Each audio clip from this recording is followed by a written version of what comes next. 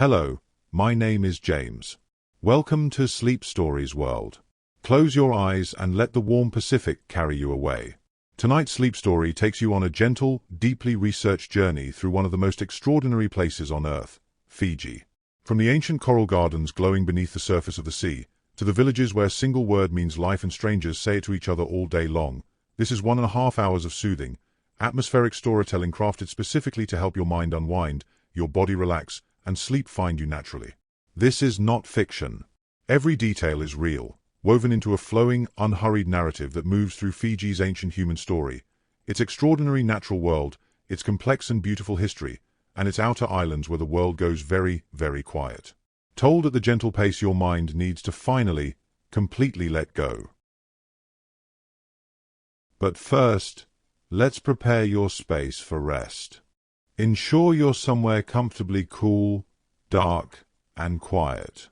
If you need to adjust anything, your curtains, your temperature, your pillows, please do so now. When you're ready, lie down and let yourself settle into your bed. Feel the weight of your body being supported. You may want to cover yourself with a light blanket as your body relaxes. Now, gently close your eyes.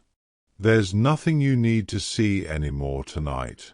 Your only task now is to be here, allowing yourself to receive the gift of rest.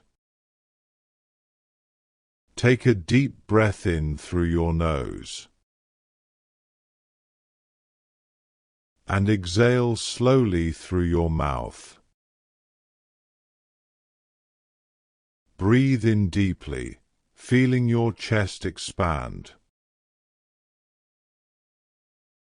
Breathe out, feeling your body sink deeper into your bed. In. And out. With each breath, you're signaling to your body that it's safe to rest. Now, imagine being surrounded by a warm, vibrant light.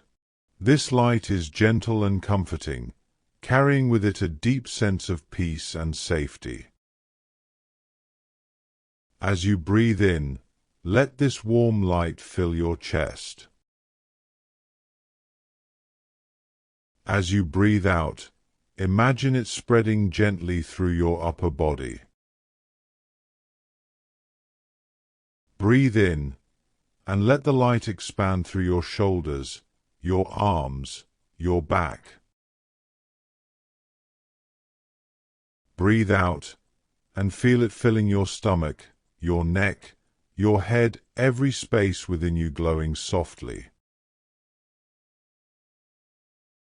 If a thought comes by, acknowledge it like watching a leaf float by on a gentle stream, and then let it drift away. There will be time for those thoughts later. Now is for rest. On your next breath in, let the warm light travel downward. Feel it reach your hips, your thighs, your knees. Breathe out and sense it flowing down to your ankles, to your toes. Every part of you now is surrounded by this gentle, warm glow. You are completely enveloped in comfort and peace. Focus on your breath and the warm light surrounding you. If your mind wanders, simply guide it back, gently, to your breath, to the light. You are safe. You are comfortable. You are exactly where you need to be. As we move into tonight's story, allow yourself to let go even more. Let the words wash over you like a gentle tide. You don't need to follow every detail. Simply receive the story as a gift, a soft companion as you journey towards sleep. And now, let us begin. We are going somewhere warm tonight. Somewhere the air smells of salt and rain and something sweet and green that doesn't quite have a name. Somewhere the ocean doesn't rush but simply moves, long and slow and endlessly patient, the way it has always moved, long before any of us were here to watch it. We are going to Fiji, and as we begin, there is nothing you need to do. Only listen. Only let the images form, soft and unhurried, like light moving through water. Imagine, for a moment, that you are looking down from very high above the earth. The way a bird might look down, if a bird could fly high enough to see the whole spread of the Pacific beneath it. You would see ocean. Mostly ocean. More ocean than your eyes could take in all at once. An impossible blue, stretching in every direction, vast and still and ancient. And then, in the middle of all that blue, you would begin to see shapes. Small at first, just darker patches beneath the surface, hints of something solid beneath all that water. But as you descended a little lower, as the light caught things differently, those shapes would become islands. Dozens of them. Scores of them, scattered across the water like something that had been gently placed there by a careful hand, not dropped, not thrown, but arranged, almost tenderly, across the face of the sea. This is Fiji, an archipelago of 333 islands, rising from the South Pacific Ocean, sitting roughly 3,000 kilometers northeast of New Zealand. 333 islands, though that number has always felt slightly magical, as though whoever was counting simply decided it was the right number to stop at. Of those 333 islands, only around 110 are inhabited. The rest belong to the birds, the crabs, the wind, and the slow green creep of vegetation that quietly covers everything left alone long enough. Many of them are little more than a ring of coral and a few swaying palms, their beaches unmarked by footprints, their lagoons never touched by a single boat. Let that sink in for a moment. An entire island, with its own small beach, its own particular angle to the sunset, and no one there to see any of it. Sometimes the most beautiful things happen in complete and perfect privacy. Fiji straddles something remarkable on the map, the 180th meridian, the line where the calendar changes, where one day becomes the next. The international date line bends slightly around Fiji so that the whole archipelago shares the same date, but the simple fact remains. These islands sit at one of the most symbolically significant coordinates on Earth. Stand in the right place in Fiji and you are standing, in a sense, at the hinge of time itself. Yesterday and tomorrow curled around each other like two quiet tides. It is the kind of thing that makes a place feel a little outside of ordinary time. And perhaps that is part of what you feel when you arrive in Fiji, that the usual pace of things doesn't quite apply here. That clocks are running, yes, but very gently, very quietly. The two great islands of the archipelago are called Viti Levu and Vanua Levu. Between them, they make up nearly all of Fiji's land, roughly 87% of it.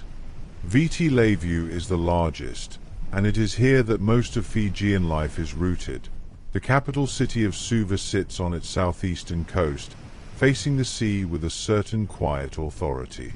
Vanua Levu lies to the north, a little wilder, a little less visited, its interior thick with forest and its coastline cut by deep and winding bays. But Fiji's land tells only part of the story. The true extent of this place is measured in water, not soil. Fiji's exclusive economic zone, the ocean it watches over, the sea that belongs to it, covers approximately 1.3 million square kilometers. You could fit the entire landmass of Fiji into that ocean zone 70 times over, and still have room left. Fiji is, in every meaningful sense, more ocean than land. And the ocean is not empty. It is full, extraordinarily, astonishingly full of life. The islands themselves were born from fire. From deep beneath the Pacific floor, over millions of years, volcanic activity pushed and folded and lifted the earth until these islands broke the surface and held. Fiji remains one of the most geologically complex archipelagos in the entire Pacific. Layers of ancient lava compressed into stone, coral reefs building themselves patiently over the volcanic foundations, the land and the sea always in a slow and quiet negotiation with each other. If you were to walk inland on the big island of Viti Levu, away from the coast, away from the resort beaches, up through the sugarcane fields and into the hills, you would find yourself climbing towards something genuinely wild. The highest point on the island, and in all of Fiji, is a peak called Mount Tomanivi, which rises to 1,324 meters above sea level. Not a towering mountain by any global measure, but cloaked in dense, ancient tropical rainforest all the way to its crown. Cloud forest, some of it. The kind where the trees are wrapped in moss and ferns and the air is cool and green and you can hear the drip of moisture from leaf to leaf in the silence between bird calls. The name Tomanivi means, loosely, the chief of mountains. And there is something in the way it sits above the island, patient and forested and quietly dominant, that makes the name feel entirely right. Even the word Fiji carries a small piece of history inside it, if you listen carefully. The indigenous Fijian people have always called their homeland Viti. That is the name that came from within, the name the islands gave themselves. But when the first European explorers arrived, many of them came by way of Tonga, whose people were already sailing these waters long before the Europeans had found their way here. The Tongans pronounced Viti in their own way, closer to Fiji or Fiji. And the Europeans, hearing the Tongan version, carried that spelling home with them, and it became the name the world adopted. So the word Fiji is, in a sense, a name seen through another people's eyes. The islands, as they were reflected in a neighboring culture, then passed on again. A name with a small echo of the old Pacific trade winds inside it. The centuries of ocean travel and human connection that wove these islands together long before the rest of the world took notice. But it is the sea around Fiji that holds perhaps the most extraordinary fact of all. Fiji sits on the outer boundary of a region scientists and marine biologists call the Coral Triangle, an area of the Pacific and Indian Oceans recognized as the most biologically diverse marine environment on the surface of the planet. And within its portion of that miraculous sea, Fiji's reefs are home to more than 1,500 species of marine life. Fish in colors that have no real names, only colors. Coral structures built over centuries into shapes that seem almost architectural, almost deliberate. Sea turtles that have been making the same slow circuits of the reef for longer than most of us have been alive. The reef does not sleep, exactly, but it has its own quiet hours. The deep blue of midnight when the current hushes and the fish tuck themselves into the coral and the whole underwater world settles into something close to stillness. It breathes, the reef, in and out. The water moving through it like breath moving through you now. There are 2 seasons in Fiji. From November to April, the warm wet season brings heavy rains and heat and a lushness that makes everything vibrantly, almost overwhelmingly green. The waterfalls run full. The rivers rise. The jungle climbs. But from May to October, the cooler dry season settles over the islands like a gentle hand. The air softens. The sky deepens to a blue that seems cleaner than ordinary blue. The trade winds move across the water at just the right temperature. Not cold, never cold, but refreshingly, perfectly cool. It is in this season that the islands seem most themselves, most at ease, as though they, too, have found their natural pace and are simply breathing in time with it. It is always this quiet season we imagine, when we imagine Fiji at night. So here we are, arrived, in our own gentle way, at the threshold of these islands. The ocean spreading around us in every direction, dark and warm and alive. The stars appearing one by one above the palm trees.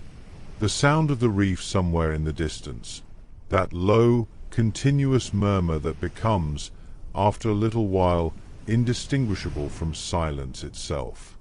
333 islands. 110 of them with people, and fires at night, and the smell of cooking, and voices drifting over the water. The rest left quietly to themselves. There is so much more to discover here. The people who have called these islands home for 3,000 years. The reefs and their impossible colors. The old stories. The deep interior of the big island, where the forest holds its secrets close. The smaller islands, the ones with no name you'd recognize, the ones where the tide comes in each morning and the hermit crabs move in their small deliberate way across the warm sand. But there is no hurry tonight. We will move gently through all of it, one quiet thing at a time. Let your eyes grow heavy now. Let the image of that long, dark, starlit ocean settle around you like a blanket. Fiji is here. The water is warm. The reef is breathing. And so are you. Rest softly now as we move deeper into these islands, deeper into their ancient story, deeper into the green heart of a place that has always known how to be still. The ocean around us is still and dark and warm. Somewhere beyond the edge of what we can see, the reef continues its slow, perpetual breathing, that soft, distant murmur that has been there all along, underneath everything, patient as the tide itself. Let your body sink a little deeper now. Whatever you were carrying today, you can set it down. It will still be there tomorrow if you need it. But tonight, you don't need any of it. Tonight we go further in, past the shoreline, past the coconut palms leaning their long shadows across the sand, and back, much further back, into the deep story of these islands. Because Fiji is not just a place of natural beauty. It is a place of immense human depth, of thousands of years of life, and language, and fire, and ceremony, and song. And to understand Fiji as it is today, we need to begin at the very beginning. 3,500 years ago, the Pacific Ocean was a different kind of world. There were no maps of it, no charts, no instruments to measure longitude or calculate position across those vast and featureless stretches of open water.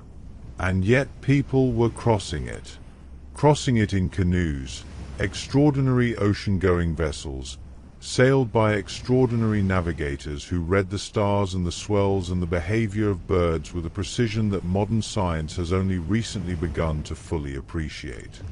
These were the Lapita people, and they are the first humans we know of to have made their home in what we now call Fiji.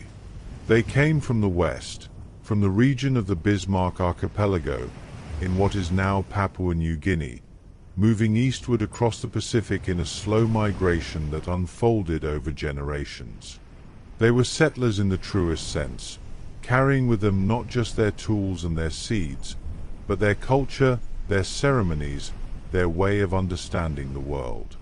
Wherever the Lapita people went, they left something of themselves behind, and the most distinctive thing they left was their pottery. Lapita pottery is unmistakable. Geometric patterns pressed and incised into clay with extraordinary care, fine lines, repeated shapes, complex grids, and curves that speak of a people with a highly developed sense of design and a highly developed sense of identity. When archaeologists began finding shards of this pottery across the Pacific, in Vanuatu, in Tonga, in Samoa, and here in Fiji, particularly on the island of Viti Levu, they began to understand the shape of that ancient migration. A people leaving traces of themselves across thousands of kilometers of open ocean, like breadcrumbs made of fired clay. Imagine them arriving. The canoes coming through the reef passage as the light changed in the afternoon, the green hills of Viti Levu rising above them, birds calling from the tree line, the smell of the island, soil and vegetation and fresh water, reaching them before they even touched the shore. The first footprints in Fijian sand. The first fire lit on a Fijian beach. 3,500 years ago.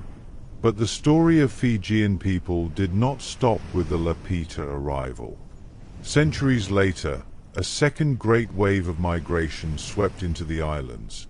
Melanesian peoples from the west, darker in complexion, different in cultural tradition, moving into a world that the Lapita descendants had already been shaping for generations. The two peoples met and mixed, and over long centuries of intermarriage and cultural exchange, they became something new, something distinct. The Fijian people as we know them, with their own language, their own traditions, their own particular way of being in the world, emerged from that long and complex blending. Not one people's story, but two, woven together so thoroughly over so many generations that the seam between them is no longer visible. It is one of the oldest stories in human history, repeated across every continent.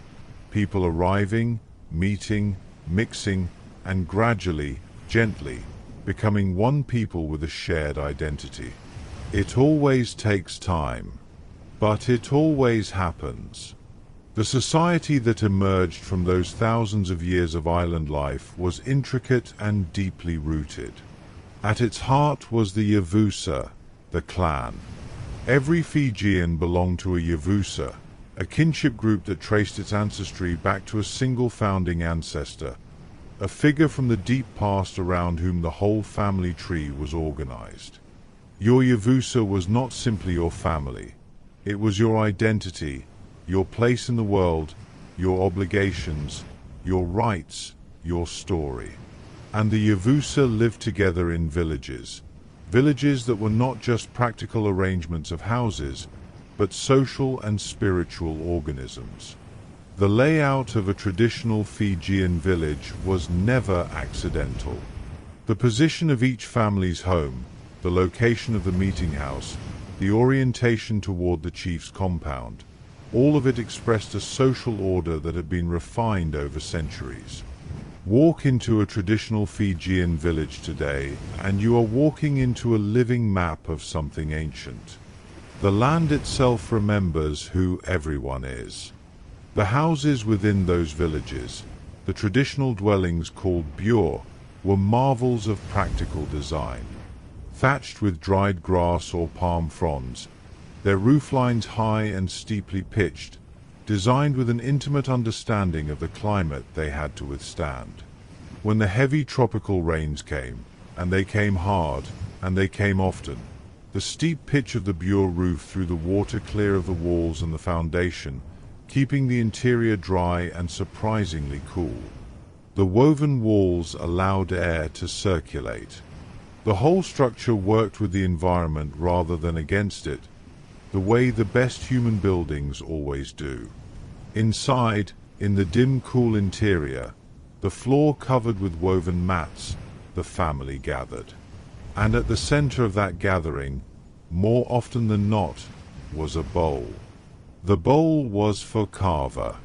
If there is a single substance, a single ritual, that runs like a golden thread through the entire history of Fijian social and spiritual life, it is kava.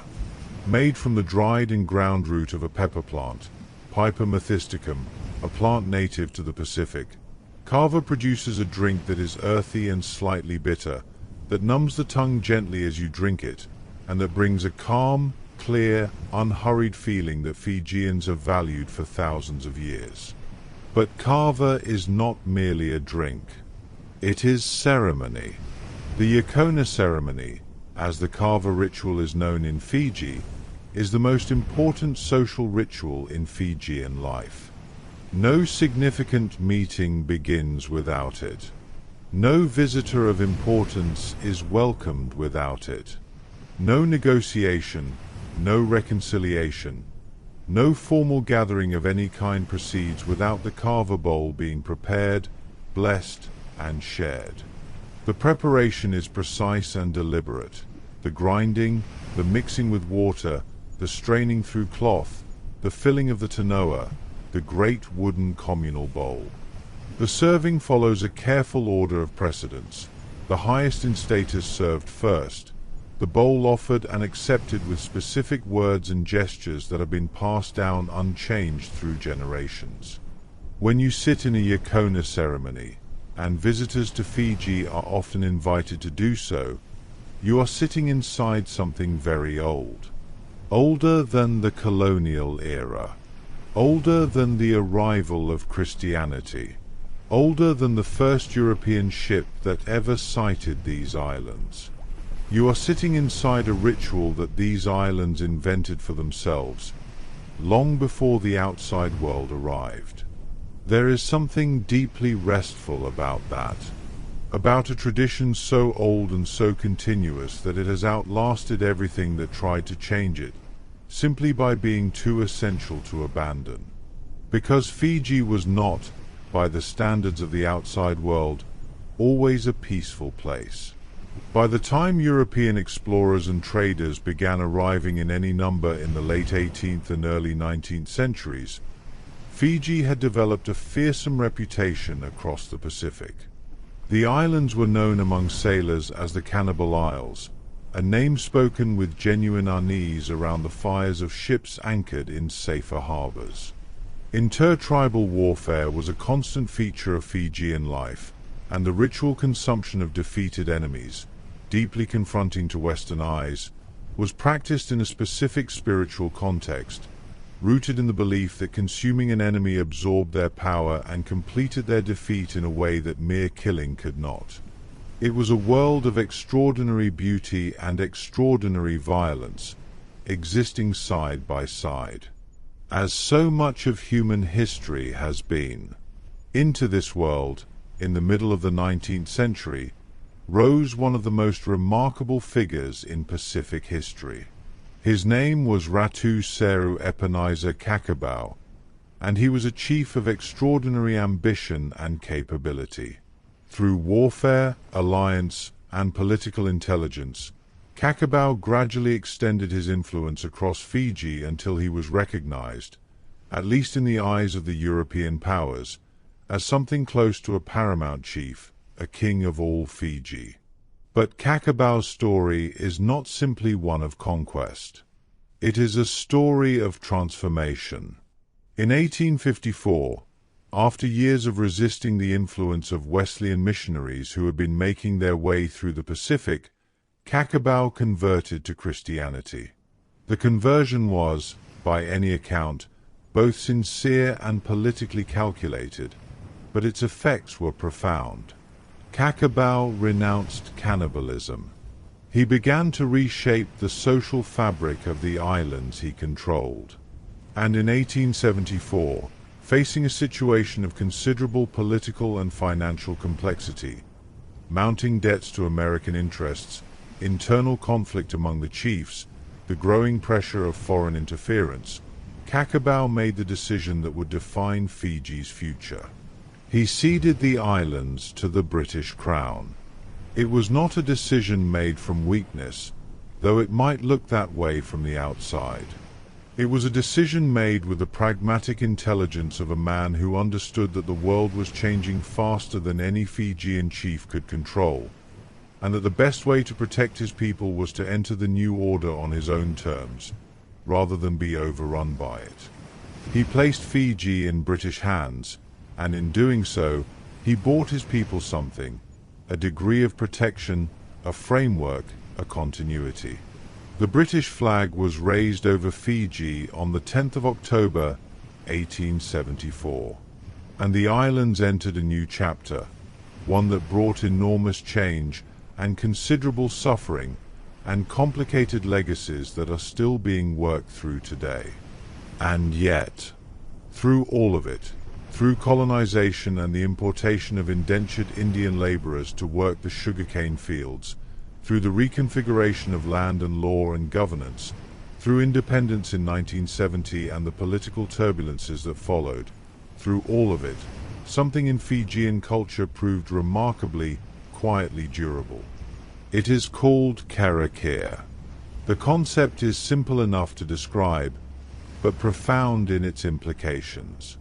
Karakia is the practice of communal sharing, a social custom so deeply embedded in Fijian life that it operates almost as instinct. If you need something, and someone else has it, you may ask for it. And the expectation, not merely the hope, but the social expectation, is that it will be given. Refusal is not simply unkind. In the traditional framework, refusal is a kind of social violation, a tearing of the communal fabric. In a world built on karakia, you do not accumulate quietly while your neighbor goes without. You share what you have, because you are not, in the deepest sense, separate from your neighbor. You are part of the same thing, the same yavusa, the same village, the same island. Modernity has complicated karakia, as modernity complicates everything, and there are Fijians today who will tell you that the custom can be burdensome, that it can make the accumulation of personal wealth difficult, that it sits in uneasy tension with the individualism that the global economy demands. That is true, but it is also still there, still practiced, still shaping the way Fijian people move through the world and relate to each other. And perhaps that is why the famous, genuine warmth of Fijian hospitality, the thing that every visitor notices, the thing that gives the islands their nickname, the Friendly Isles, the Isles of Smiles, perhaps that warmth is not simply a matter of national temperament. Perhaps it is the living residue of 3,500 years of karakia, of a culture that decided, long ago, in the ancient time, that the right response to another human being is openness, is generosity, is welcome. The trade winds are moving very gently now, somewhere above the palm fronds. The village is quiet. The kava bowl has been put away for the night.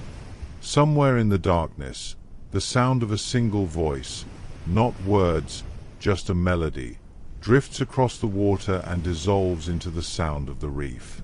3,500 years of human life on these islands.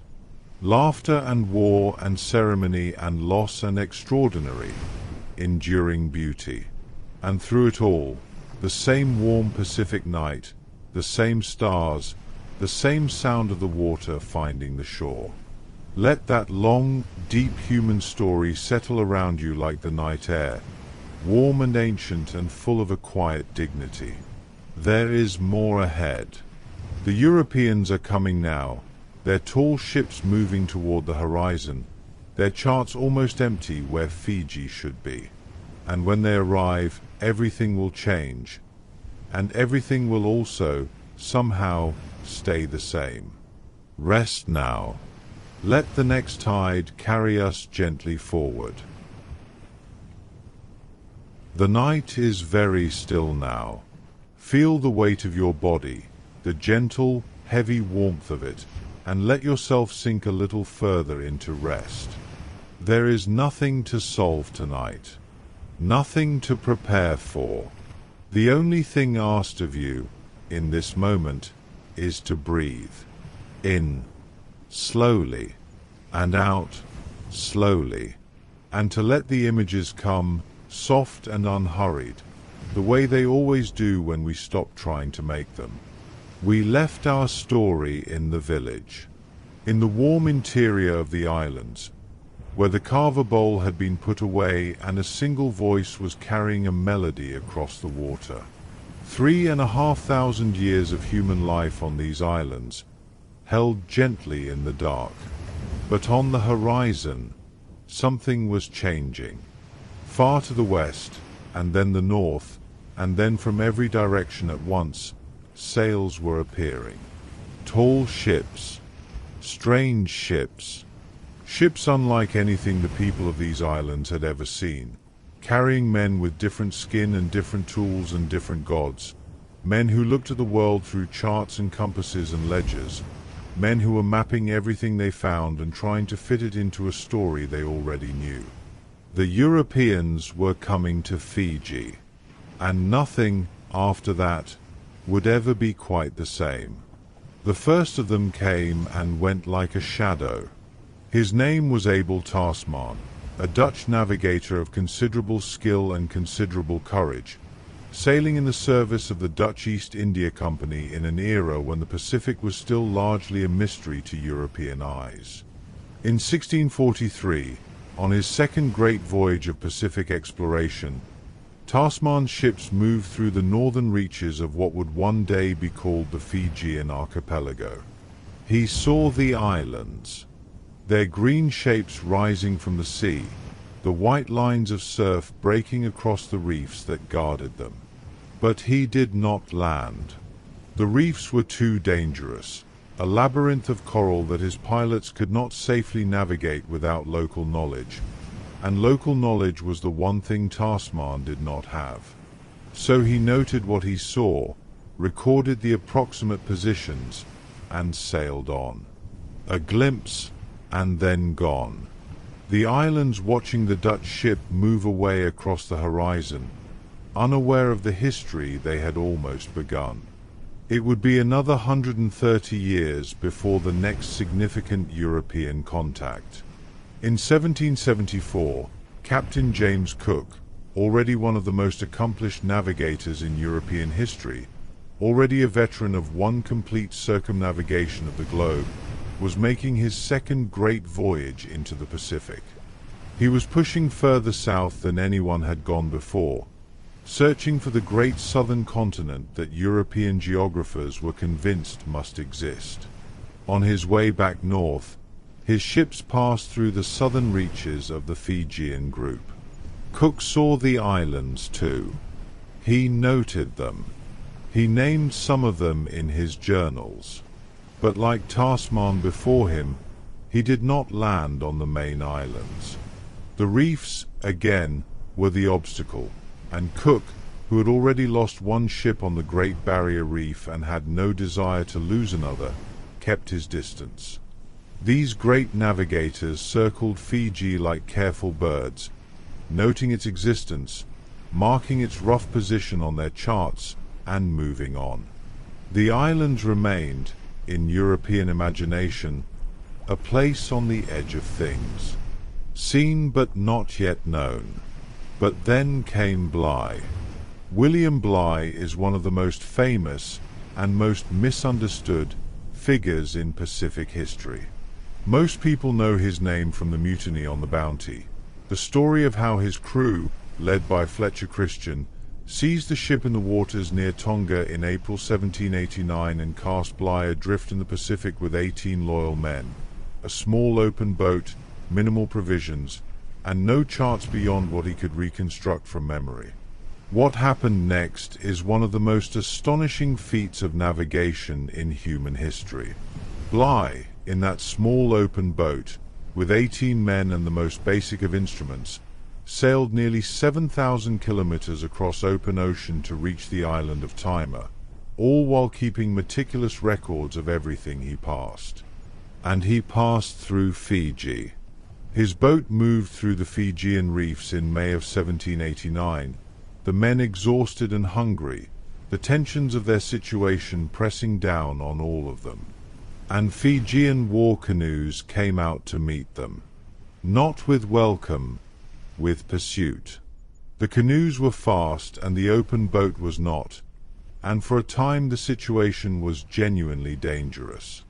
But the canoes eventually turned back, and Bligh, characteristically, used the encounter productively. He recorded the positions of the islands, the nature of the reefs, the direction of the currents, with a precision that turned out to be remarkable.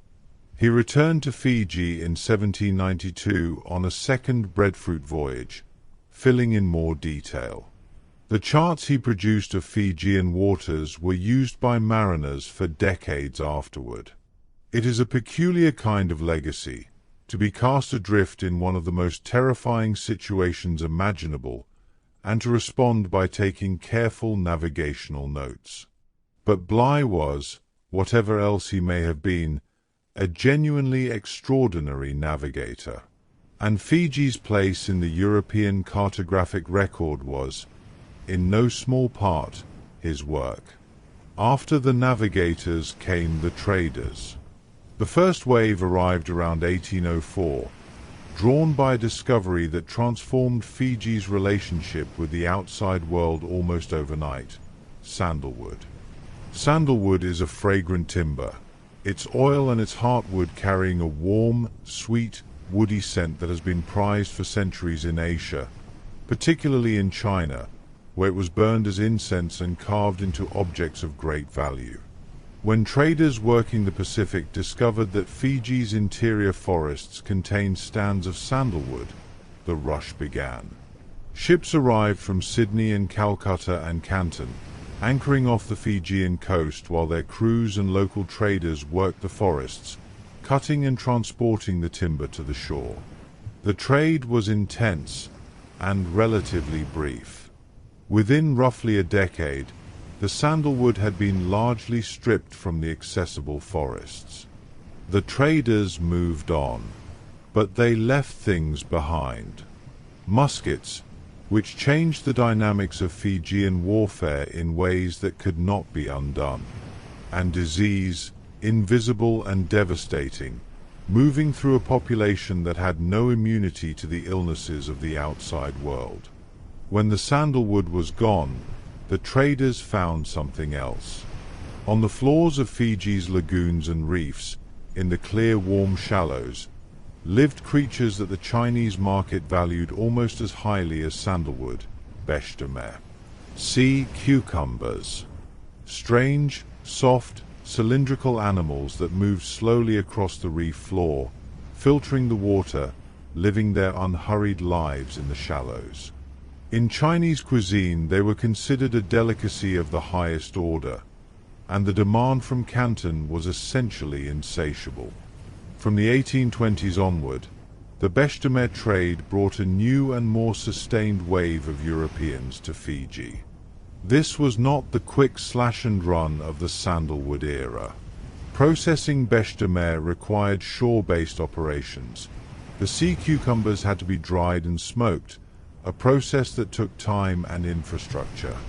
European traders built semi-permanent stations on the Fijian coast. They negotiated with local chiefs for land and labor and protection. They stayed. Some of them stayed so long, or arrived so permanently in the form of shipwrecked sailors, that they entered Fijian life in a more intimate way. These were the beachcombers, men who, by circumstance or choice, had left the European world behind and were living among the Fijian people. Some were rough and dangerous. Some adapted with surprising sensitivity to the culture they found themselves in.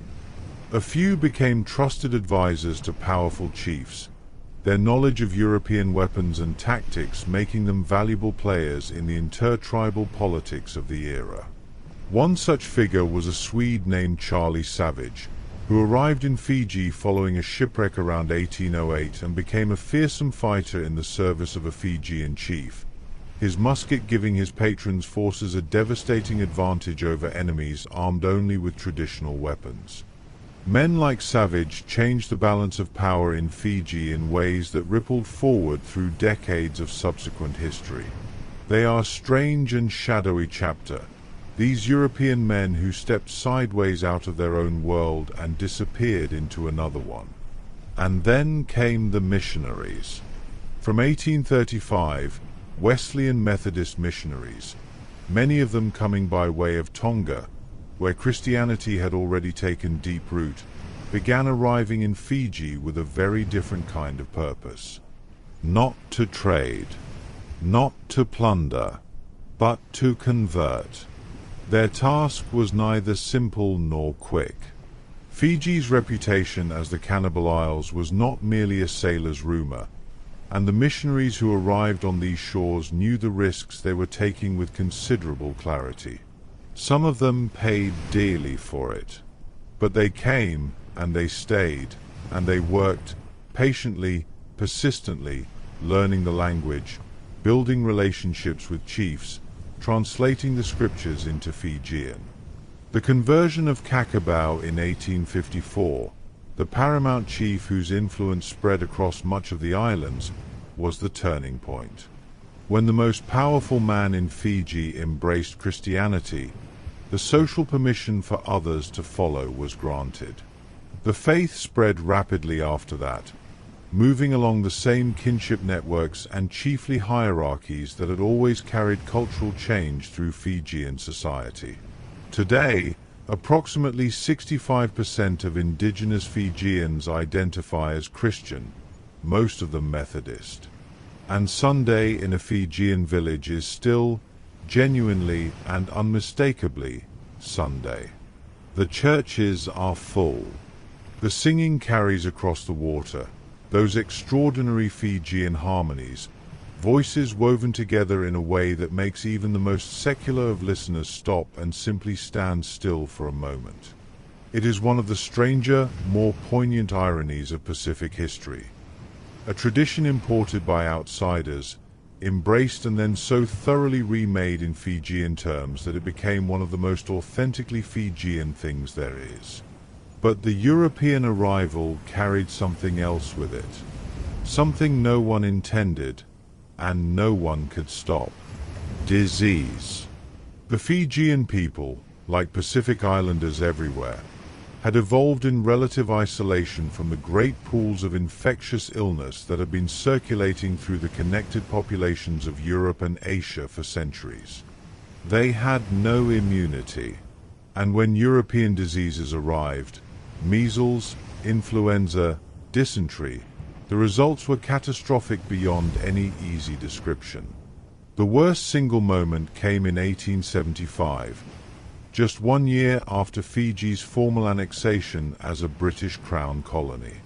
A measles epidemic, introduced by a delegation of Fijian chiefs who had traveled to Sydney and returned infected, swept through the islands with terrifying speed.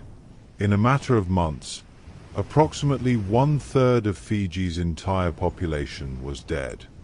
1/3. Let that number settle for a moment in the quiet. Villages emptied.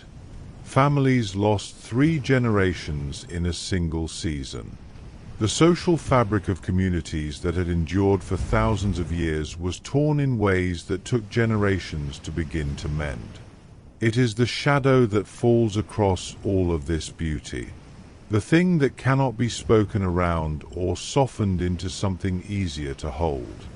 The European arrival brought trade and Christianity and eventual political stability, and it brought this.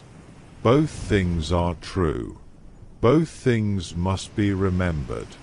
And yet, in the midst of all of this complexity, the formal transfer of sovereignty over the Fijian Islands to the British Crown was, by the standards of the colonial era, an act of genuine agency on the part of the Fijian leadership. On the 10th of October, 1874, Ratu Seru Kakabau and a group of leading Fijian chiefs gathered and signed the deed of cession. The document transferring governance of the islands to Queen Victoria was marked with their own hands, in their own names. Cacabau had considered the decision carefully over years. He had seen what uncontrolled European contact was doing to his islands. He had seen the debt, the instability, the spiral of musket warfare that European weapons had enabled. He had calculated, with the intelligence of a man who had spent a lifetime navigating impossible political terrain, that British governance offered his people better protection than the alternative. He was not wrong in all of his calculations. The British did provide a framework of governance and, eventually, a measure of stability. They also, in the very next year, unleashed the measles epidemic through the carelessness of that delegation to Sydney. History is never simple. Its gifts and its wounds almost always arrive together. The stars are very bright tonight. Somewhere in a Fijian village, if you listen very carefully past the sound of the reef, you might just hear it, that unmistakable sound of Fijian voices in harmony. A hymn, perhaps, or an old song that was old before the missionaries arrived and is still being sung now, the melody unchanged, the meaning carried forward by the simple human act of one generation teaching it to the next. 3,500 years of people on these islands. And now, layered into that ancient story, all of this, the Dutch navigator who glimpsed and sailed on. The Bligh and his open boat in the dark. The sandalwood traders and the sea cucumber fires on the beach. The missionaries with their hymn books. The devastating silence of the epidemic year. And through all of it, the islands themselves, patient, green, surrounded by their reef, enduring. Let your breathing slow now. Let the weight of all that history settle gently around you, like sediment drifting to the floor of a calm lagoon. Not heavy, just present, just real. The story is moving forward now, out of the colonial era and into something new. The extraordinary, complicated, beautiful mosaic of modern Fiji, where cultures that arrived from opposite ends of the earth have been learning for 150 years how to share a home. And the reef, all the while, growing patiently beneath the surface, one coral polyp at a time. Let the tide carry you softly into the next chapter. Rest now. Rest. Rest a little deeper now. Feel the breath moving in and out, slow and easy, and let the images form at their own pace, the way they do in the space between waking and sleep. That soft, unhurried place where the mind opens like a hand releasing something it has been holding too tightly. We are still in Fiji. We are always still in Fiji tonight. The colonial era has settled over the islands now, the British flag raised, the new administrative machinery beginning its slow work, the reefs and the forests and the villages continuing their ancient rhythms underneath all of it. But something else is coming. Something that will change the human story of these islands as profoundly as anything that has come before.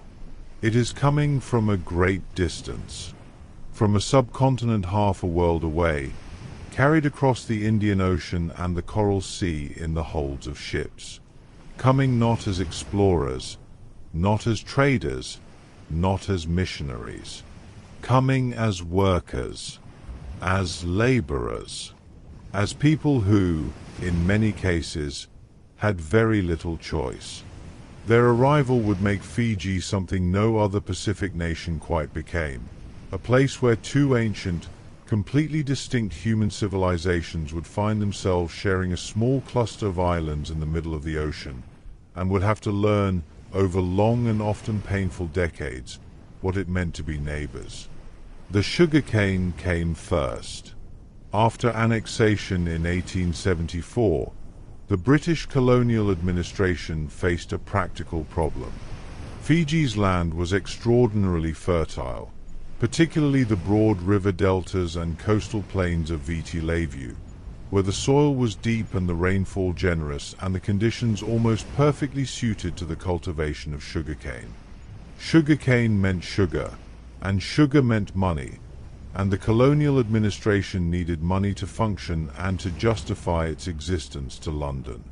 But there was a difficulty. The indigenous Fijian people were not, by disposition or tradition, plantation laborers. They had their own land, their own food systems, their own social obligations and seasonal rhythms. They were not unwilling to work, but they were unwilling to be bound to the kind of relentless, repetitive, industrial labor that a sugarcane plantation demanded. And the British colonial administration, having made commitments to protect Fijian land and Fijian custom as part of the deed of cession, was in no position to simply compel them. So they looked elsewhere. They looked to India. The system they employed was called indenture, and it was, in the careful language of colonial bureaucracy, dressed up as a voluntary labor agreement. Workers would sign a contract, a gurmit, the word derived from the English agreement, softened and reshaped by Indian tongues into something that sounded almost gentle. They would work for 5 years. They would be housed and fed. And at the end of their contract, they would have choices. Between 1879 and 1916, approximately 60,000 men and women boarded ships in the ports of Calcutta and Madras, carrying almost nothing, and crossed 2 oceans to a place most of them had never heard of and could not have found on a map. They came from the United Provinces and Bihar in the north, from among the poorest and most marginalized communities of the subcontinent. They came from Madras in the south, Tamil and Telugu speakers who shared neither language nor custom with their northern shipmates. Many had been deceived about the distance involved, the conditions they would face, the nature of the work waiting for them. They were the Gurmitias, and their story is one of the most remarkable chapters in the entire human history of the Pacific. The ships that carried them were not comfortable. The crossing took weeks. People from entirely different regions of India, different castes, different languages, different religions, different foods, different gods, found themselves crowded together in the same holds, dependent on each other for survival, the old hierarchies of caste and region suddenly meaningless in the face of shared circumstance. Something remarkable happened in that enforced closeness. The rigid social structures that had defined everyone's identity back home began, slowly, to dissolve. A Brahmin from Bihar and an untouchable from Madras were equally lost, equally far from home, equally dependent on the person next to them. The ocean, in its indifference to human hierarchy, was inadvertently doing something radical. When they arrived in Fiji, the dissolution continued. Workers were housed in lines, long barracks, originally designed for the transportation of enslaved people, repurposed with a certain colonial efficiency for their new inhabitants. The conditions were harsh by any honest measure. The work was physically brutal, cutting cane in tropical heat, the sharp edges of the cane leaves cutting the skin, the mills running without regard for exhaustion or illness. The penal clause of the indenture contract meant that workers who refused to work, or who were deemed to have violated their agreement, could be prosecuted and imprisoned. The power differential between the plantation owners and the workers was absolute. And yet, out of those barracks, out of those cane fields, out of that shared hardship, something extraordinary grew. The Gurmitias were creating a new culture. With their original languages scrambled together across so many regional dialects, the workers began developing something new, a lingua franca, a shared tongue that drew from multiple Hindi dialects, absorbed English words, bent itself around Fijian sounds, and became, over generations, a distinct language in its own right. Fiji Hindi. Not quite the Hindi of India, not quite anything else, its own living thing, carrying inside it the whole compressed history of the indenture experience. The longing, the adaptation, the extraordinary human capacity to make something new out of whatever is available. Their spiritual life underwent a similar transformation. Hindus and Muslims who back in India would have lived in largely separate communities found themselves neighbors, sharing the same difficult circumstances. The strict observances of caste became impossible to maintain in the lines. New forms of worship emerged, more communal, more flexible, drawing from both traditions while belonging completely to neither one. Festivals that had been regional became universal. Stories that had belonged to one community became everyone's stories. The Gurmitias were not merely surviving. They were inventing themselves. When the indenture period ended, the system was abolished in 1916. The workers faced a choice. The colonial administration offered a free passage back to India, or a grant of land in Fiji equivalent to what they had worked. It was not a generous offer, and India, for many of them, was a place they had left so long ago that it had become almost abstract. A memory, a smell, a set of stories told to children who had been born here, on this island, under these particular stars. Many stayed. Most stayed. And their decision to stay transformed Fiji permanently. Their descendants, the Indo-Fijians, built communities, opened businesses, established schools. They became teachers and doctors and lawyers and merchants. They worked the cane farms on leased land, generation after generation, their labor making sugar the backbone of Fiji's economy for most of the 20th century. At the industry's peak, Fiji was producing sugar for markets across the world, and the narrow-gauge railway lines that carried the bundled cane from the fields to the mills, winding through the flat green landscape of western Viti Levu like something from a quieter century, became one of the most distinctive and quietly beautiful features of the Fijian countryside. Imagine it in the early morning light. The cane fields still holding the last of the night's coolness, the dew on the broad leaves catching the first sun, the small train moving slowly along its narrow track through the green, the smell of cut cane sweet and sharp in the air. Workers in the fields, their voices carrying across the flat land. The mill in the distance, already beginning its day. It is a scene that, for 100 years, was as Fijian as anything on the islands. But underneath the productivity and the community building, attention was quietly accumulating. And it had its roots in land. When the British annexed Fiji, they had made a solemn commitment. Indigenous Fijian land would be protected. It could not be sold. It could be leased to Indo-Fijian farmers, to European businesses. But the ownership would always remain with the Fijian clans, the Matakali, the ancient landholding units whose connection to specific pieces of ground went back to the first settlers 3,500 years ago. This arrangement had a certain protective logic to it.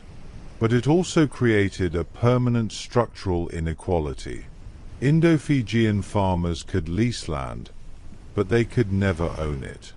Their security was always contingent, always subject to the decisions of landowners who were, by law and by history, always going to be someone else.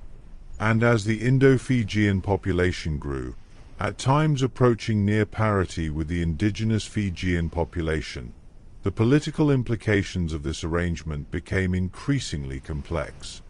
By the 1980s, Indo-Fijians had become a formidable presence in Fijian professional and commercial life.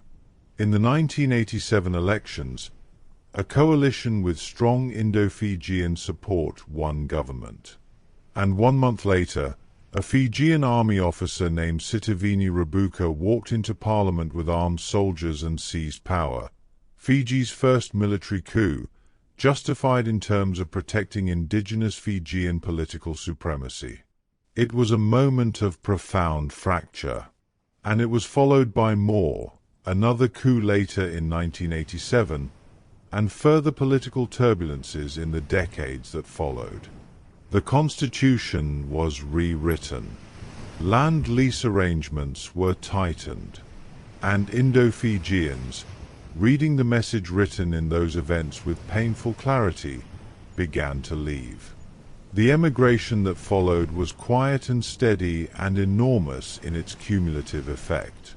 Doctors, teachers, accountants, engineers, the professionally skilled, the educated, the people who had built their lives around a belief that Fiji was their home, packed what they could and moved to Australia, to New Zealand, to Canada, to the United States.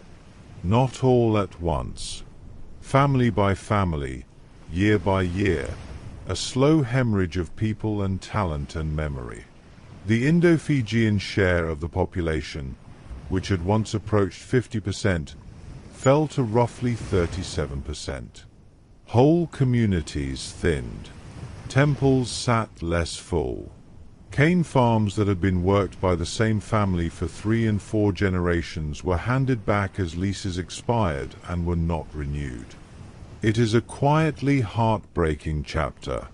People who had been brought to these islands against their ancestors' will, who had built their lives here over 5 generations, who had made this place genuinely their own, finding themselves, in the end, made to feel that it wasn't.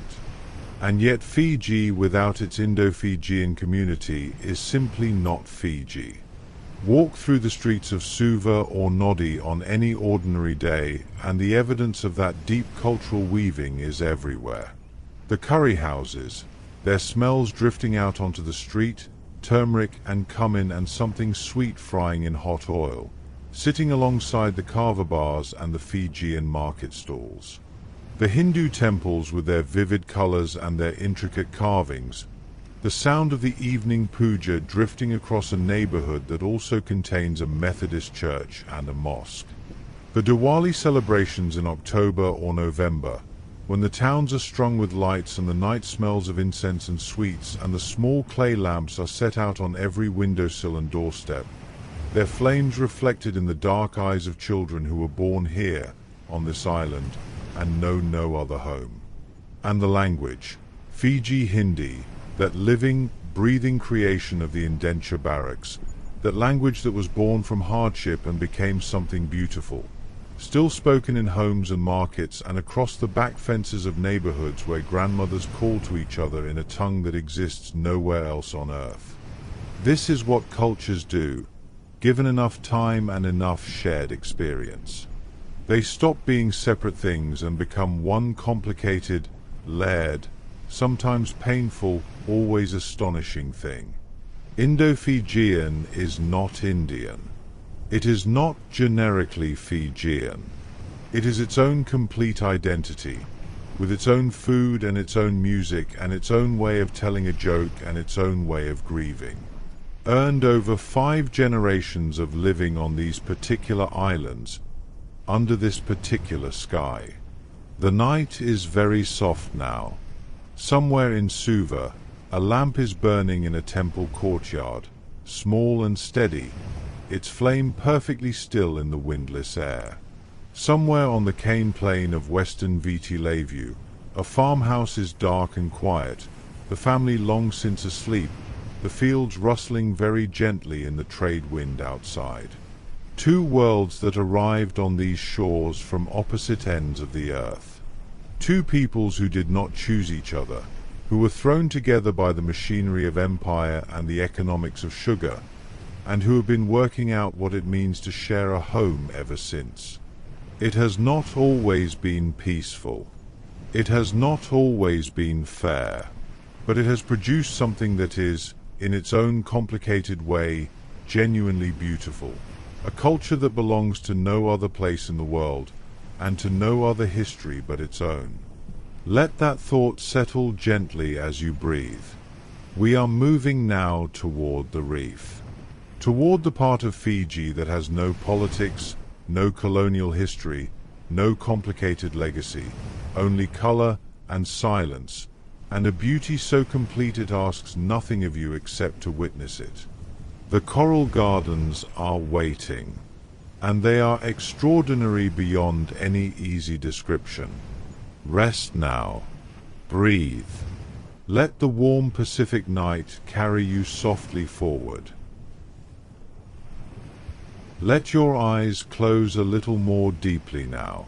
Feel the breath, slow and warm, and entirely your own, moving in and out like the gentlest of tides. There is nothing sharp left in the day. Whatever edges the morning had, whatever tensions the afternoon carried, they have softened now into something smooth and distant, the way sounds soften when you hear them through water. Through water. That is where we are going now. Down, very gently, through the warm surface of the Pacific, into a world that most people never see, and that those who have seen it never quite forget. We are going into Fiji's reef, and I want you to imagine it slowly. Not all at once, slowly. The way the light changes as you descend. The way the colors deepen and shift. The way the sound of the surface world, the waves, the wind, the human noise, fades above you, replaced by something that isn't quite silence, but is the closest thing to it you will ever find. Here is something worth knowing, before we go any further.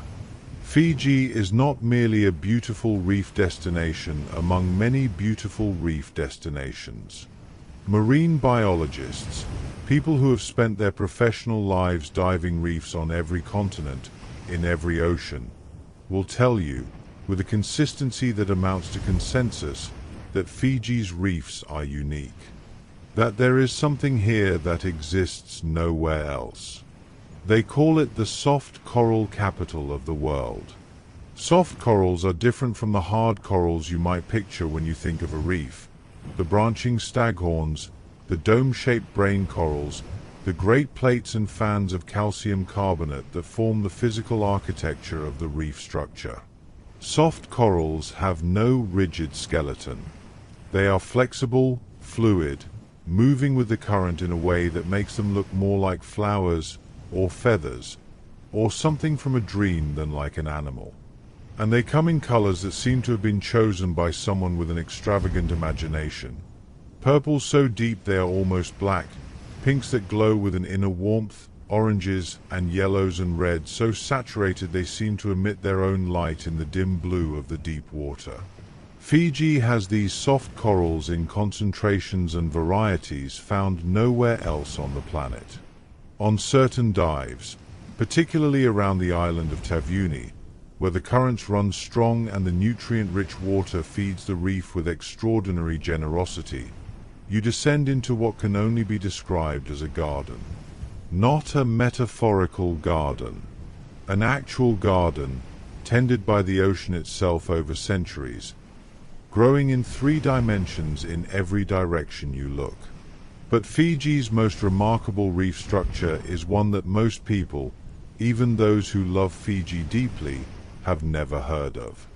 Along the northwestern coast of Vanuatu, Fiji's second largest island, wilder and less visited than Viti Levu, stretches a reef of staggering dimensions. Its Fijian name is Kakalevu, which translates, with characteristic Fijian directness, as simply the Great Reef. And great it is, approximately 200 kilometers long, making it the 3rd longest barrier reef in the world.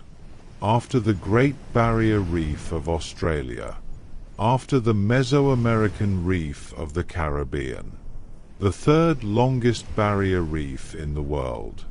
And most people have never heard its name. There is something deeply wonderful about that. About a natural wonder of that magnitude existing in relative obscurity. It's 200 kilometers of living reef going about their ancient business, filtering the water, sheltering the fish, building themselves slowly upward toward the light, without a great deal of human attention or tourist infrastructure. The Kakalevu is still largely the reef the ocean intended, still largely itself. Now, let us talk about what a reef actually is, because there is a common misunderstanding, a forgivable one, that coral is a kind of rock or a kind of plant. Something inert, something that simply exists, the way a cliff exists or a sandbar exists. It is not. Coral is an animal. Each coral structure, each branching arm, each rounded dome, each great spreading plate, is built by creatures called polyps. Tiny, soft-bodied animals, most of them no larger than a grain of rice, living inside the calcium carbonate skeletons they secrete around themselves. A single coral head, something the size of a large boulder, something you could sit on, may contain thousands of individual polyps. Each one alive, each one feeding, each one contributing its infinitesimal fraction of calcium carbonate to the structure that will outlast it by centuries. The reef is not a backdrop. It is not a setting. It is a living community of almost unimaginable complexity, a city, in a sense, in which every surface is inhabited, every niche occupied, every current and temperature gradient exploited by something that has evolved specifically to live in exactly that microenvironment. And Fiji's version of this city is extraordinary in its population. More than 400 species of coral, hard and soft, have been recorded in Fijian waters. More than 1,500 species of fish. To give you a sense of the scale of that biodiversity, the entire Caribbean Sea, that vast and storied body of water, contains fewer than 70 coral species. Fiji, in its relatively small patch of the Pacific, has nearly 6 times that number. Imagine, now, that you are floating just above the surface of a Fijian reef at night. The water is very warm, skin temperature, or close to it. The stars above you are extraordinary, the Milky Way reflected in the dark water around you, so that you seem to be floating in the middle of space rather than on the surface of the ocean. And then something begins to happen beneath you. It begins as a faint luminescence, a milkiness in the water, deep below the surface, spreading outward from the reef in slow, drifting clouds. And then, as your eyes adjust, you begin to see them, tiny, translucent spheres rising through the water like snow falling in reverse. Thousands of them, then millions, then more than you can count or comprehend, the entire column of water between you and the reef floor filling with this slow, luminous upward drift. You are witnessing a coral spawning. It happens once a year, sometimes twice, on Fijian reefs. Triggered by the precise combination of water temperature and the lunar cycle, every coral colony on the reef releases its eggs and sperm simultaneously. Not approximately simultaneously. Simultaneously, as though a signal has been given that travels through the water and reaches every polyp at the same moment. The reef acting as a single coordinated organism rather than a collection of individual animals. The result is something that has no real parallel in the visible world. An underwater snowstorm in reverse. The milky, luminous water. The rising clouds of life. The beginning of the next generation of reef, set loose into the Pacific in a single extraordinary collective act. People who have witnessed a coral spawning will sometimes struggle to describe it. They reach for words and find that ordinary words are not quite equal to it. It is, they say, one of the most beautiful things they have ever seen. One of the most humbling. A reminder, if any were needed, that the most astonishing spectacles on this planet are not the ones that humans have made. The reef supports life far beyond its own coral communities. In Fiji's waters, moving through the blue with an unhurried grace that speaks of deep evolutionary time, are sea turtles. Green turtles and hawksbill turtles, both species globally endangered, both species finding in Fijian waters one of their most important remaining habitats in the entire Pacific. Sea turtles have been navigating the ocean for more than 100 million years. Let that number settle for a moment. 100 million years. They were here before the extinction of the dinosaurs. They have outlasted ice ages and asteroid impacts, and the entire rise and fall of every human civilization that has ever existed. Their bodies are so perfectly suited to the ocean that they have not needed to change significantly in all that time. Evolution looked at the sea turtle and decided that nothing needed improving. To watch a sea turtle moving through a Fijian reef is to feel, very acutely, the particular sensation of being in the presence of something ancient. The way it moves, unhurried, weightless, turning its head to look at you with an eye that is calm and dark and carries no particular expression, induces a kind of stillness in the observer. You stop finning. You float. You watch.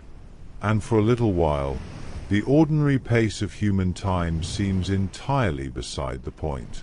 In the open water beyond the reef, in the blue passages between Fiji's outer islands and seamounts, something even larger moves. The manta ray, the largest ray species in the world, its wingspan reaching, in the largest individuals, up to 7 meters from tip to tip. An animal that moves through the water not by swimming in the way most fish swim, but by flying. That is the only word for it. The great triangular wings rising and falling in long, slow, powerful strokes, the animal banking and turning through the water with the effortless authority of something that has completely mastered its medium. Manta rays feed on plankton, microscopic organisms invisible to the naked eye, filtering enormous volumes of water through their open mouths as they glide. There is something deeply calming about the manta's relationship to its food source. No chase. No ambush. No sudden violence.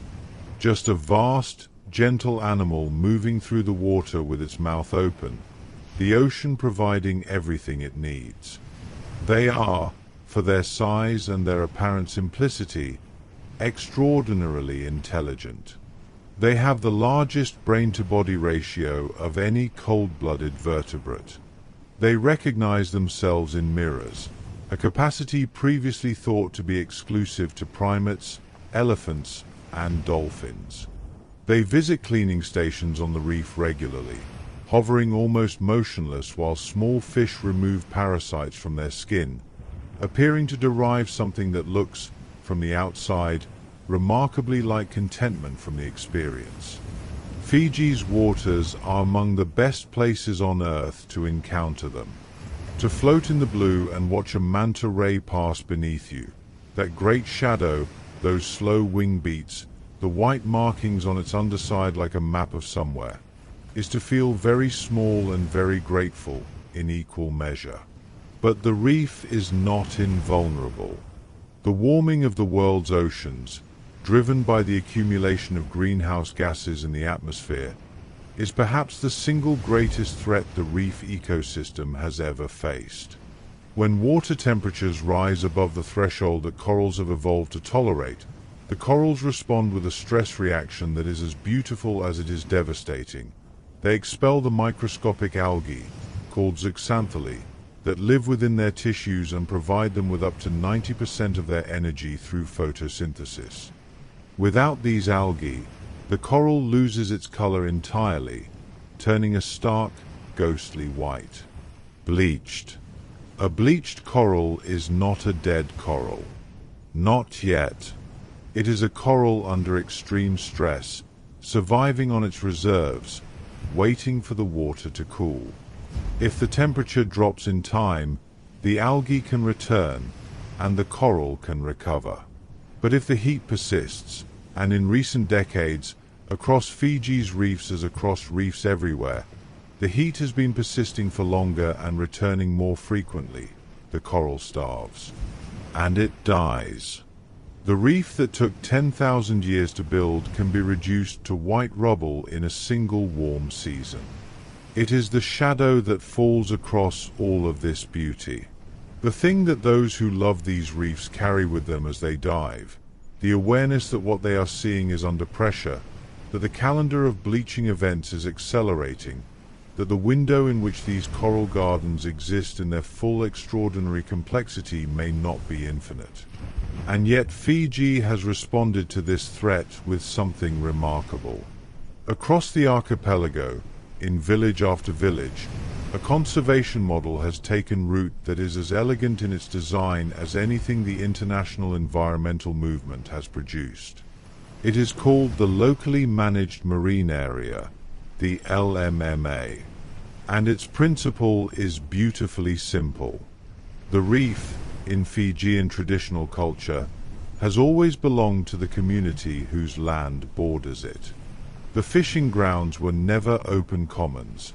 They were, under traditional law, the responsibility of the village that had always worked them. The LMMA system takes that ancient principle and gives it a modern conservation framework. Each village designates specific areas of their reef as protected zones. No fishing, no harvesting, no disturbance. The village itself monitors and enforces the protection. The decision about which areas to protect, for how long, and under what conditions, is made by the community. The results have been extraordinary. Inside the protected areas, fish populations have rebounded. Coral cover has increased. The reef has begun, in places, to heal. And the knowledge that the reef is recovering, that their actions are working, has given communities a stake in the outcome that no externally imposed regulation could replicate. It is a model now being studied and replicated across the Pacific.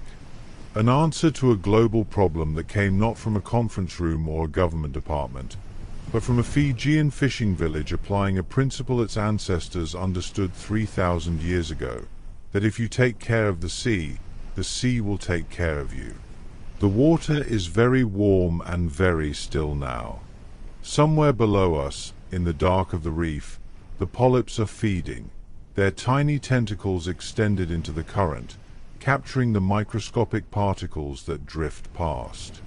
A sea turtle is resting on a ledge of coral, its eyes closed, its great lungs slowly emptying and filling with the water breath of sleep. A manta ray is somewhere out in the blue passage, banking in a long, slow turn, its brain, that remarkable, oversized brain, processing something we will never fully understand. The reef breathes. The reef dreams. The reef builds itself, one calcium carbonate grain at a time, toward the surface and the light. Let your own breathing slow to match it. In, slowly. Out, slowly. The weight of your body perfectly supported. The warmth of the water all around you. We are moving upward now. Back through the shimmer of the surface. Back to the islands themselves. To the villages and the market days and the extraordinary sound that greets you everywhere you go in Fiji. The sound that gave these islands their other name. The sound of genuine, unperformed, irresistible human warmth. The people of Fiji are waiting, and they are smiling. Rest now, and let the current carry you gently to shore. You are back at the surface now. The warm Pacific air is on your face, and the sound of the reef is behind you and ahead of you, not far, close enough that you can smell the green of it, the coconut palms and the warm earth, and something cooking somewhere that you cannot quite identify, but that makes you feel inexplicably at home. Ahead of you is the shore. Let your body be completely still now, completely supported. There is nothing to hold up, nothing to brace against. Just the warmth and the sound of the water and the shore growing gently closer. And then someone on the beach sees you, and they smile. Not a polite smile, not a professional smile. A smile of such complete and uncomplicated genuineness that it stops you for a moment, catches you slightly off guard, the way real warmth always does when you haven't been expecting it. A smile that seems to say, "You are here, and that is a good thing, and I am glad." And then they call out to you, Beulah, Beulah. It is the first word most visitors learn in Fiji, and it is the word they remember longest after they leave. Soft at the beginning, the B carrying a slight nasal quality, so that it sounds almost like Beulah, and warm in the middle and open at the end. A word that rolls out of the mouth with a natural ease, as though it has always been there waiting. It means life. Not hello in the casual, almost empty way that hello has become in much of the modern world. A social reflex, a sound made to fill the space where an acknowledgement should be. Beulah is a statement of genuine intent. I see you. I recognize you as a living person. And I wish you life. In one small, soft syllable, the entire philosophy of Fijian hospitality is compressed and offered freely to anyone who crosses the threshold of these islands. You will hear it everywhere, from the woman selling vegetables in the supermarket, who will say it to you as naturally as breathing, from the child running along the road who will shout it at your passing car with delighted enthusiasm, from the old man sitting in the shade outside his house, who will say it quietly and with a dignity that makes it feel, for a moment, like a blessing. Beulah, and its fuller, more emphatic form, Beulah Vinaka, which adds the word for goodness, for beauty, for all things that are right with the world. Life and goodness. That is what they are wishing you, every time. All day, to strangers and to friends, without distinction. The language that carries this greeting belongs to one of the oldest and most widely distributed language families on Earth. Fijian, known formally as Itauke, meaning simply of the land, is an Austronesian language that places it in the same vast family as Tongan, Samoan, Hawaiian, Maori, Tagalog, Malay, and hundreds of other languages spread across a territory stretching from Madagascar in the west to Easter Island in the east. The most geographically extensive language family in human history, carried across the Pacific by those extraordinary Lapita navigators we met at the very beginning of our journey. The relationship between Fijian and Tongan is particularly close enough that speakers of the two languages can recognize patterns and echoes in each other's speech, even if full mutual comprehension is beyond reach. It is the linguistic equivalent of family resemblance. Two cousins who grew up in different countries, who look different and sound different, but in whose faces you can see the same ancestor looking back. Across the Fijian archipelago, the language fractures into numerous regional dialects. Different islands, different valleys, different communities, each with their own particular way of bending the shared tongue.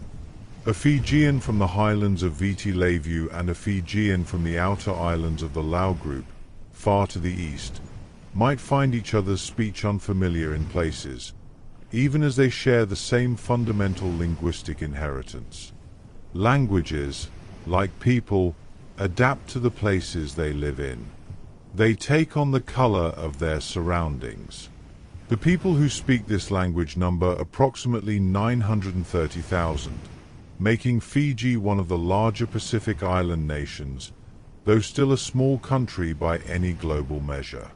The majority live on Viti Levu, concentrated around the capital Suva on the wet southeastern coast, and around Nodi on the drier western side, where the international airport sits and where most visitors first set foot on Fijian soil.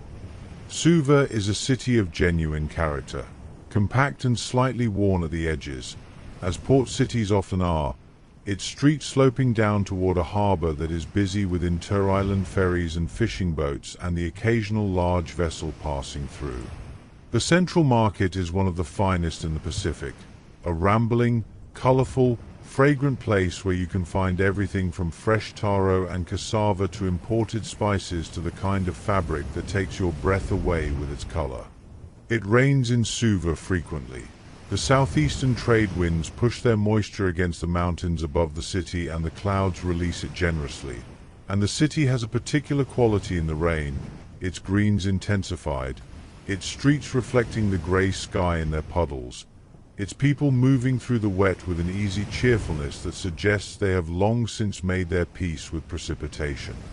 But to understand the Fijian people at their most themselves, you need to go not to the city but to the village.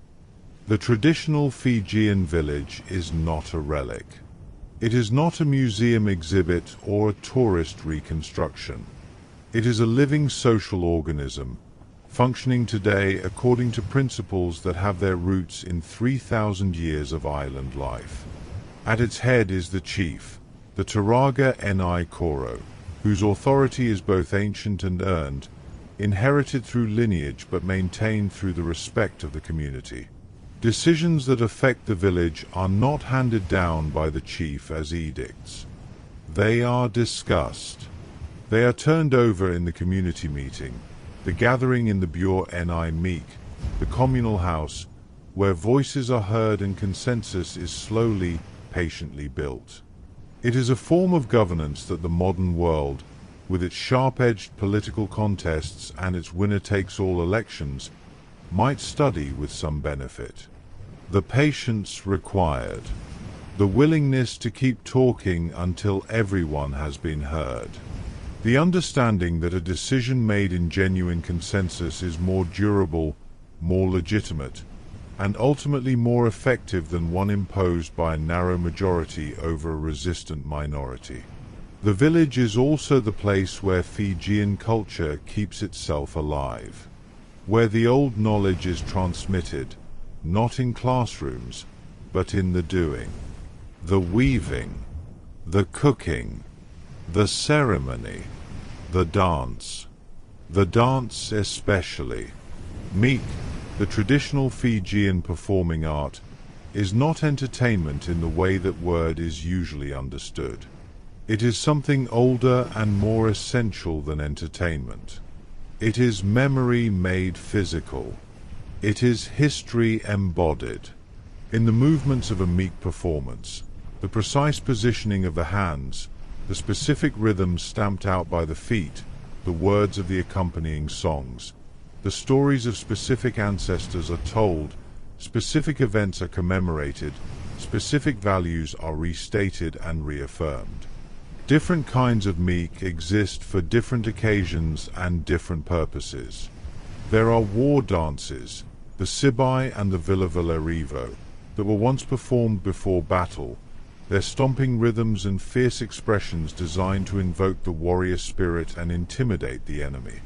There are love songs and lullabies.